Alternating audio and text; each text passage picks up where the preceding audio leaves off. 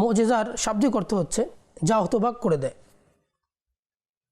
মুজিজা হচ্ছে স্বভাব বহির্ভূত যে বিষয়গুলো প্রকাশ পায়, যেমন কেউ মাটিতে ইশারা করলো, সাথে সাথে সেখান থেকে ঝর্ণা প্রবাহিত হলো। স্বভাব বহির্ভূত যে বিষয়গুলো প্রকাশ পায় সেগুলো আবার কয়েক প্রকার রয়েছে। যেমন ইরহাস। ইরহাস কাকে বলে? নবী দ্বারা স্বভাব বহির্ভূত যে কাজ নবুয়ত প্রকাশের পূর্বে প্রকাশ পায় সেটাকে ইরহাস বলা হয়। যেমন নবী করিম সাল্লাল্লাহু আলাইহি সাল্লাম নবুয়ত প্রকাশ করেননি, তখনও পাথর নবী করিম সাল্লাল্লাহু আলাইহি সাল্লামকে সালাম করত। নবী করিম সাল্লাল্লাহু আলাইহি সাল্লাম 40 বছর বয়সে নবুয়ত প্রকাশ করেছেন, তার পূর্বে নবী করিম সাল্লাল্লাহু আলাইহি সাল্লামকে পাথরও সালাম করত। তো এই পাথর সালাম করাটাকে বলা হবে ইরহাস। মুজিজা কাকে বলে?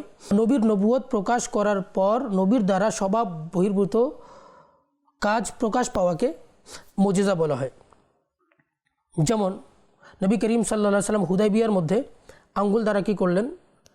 তিনি ঝর্ণা প্রবাহিত করে দিলেন। এটা নবুয়ত প্রকাশের পরে হয়েছিল, তো এটাকে আমরা কি বলতে পারি?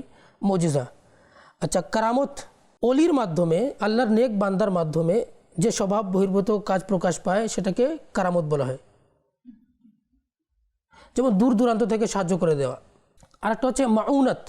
কোনো সাধারণ মুমিনের মাধ্যমে যদি স্বভাব বহির্ভূত কাজ প্রকাশ পায় সেটাকে মাউনাত বলা হয়। যেমন ক্ষুধার সময় অদৃশ্য থেকে খাবার প্রকাশ পেয়ে যাওয়া। ইস্তেদরাজ। যদি কোনো ফাসিক, ফাজির, কাফের দ্বারা কোনো স্বভাব বহির্ভূত যদি কাজ প্রকাশ পায় সেটাকে ইস্তেদরাজ বলা হয়, অর্থাৎ মানে জাদু বলা হয়।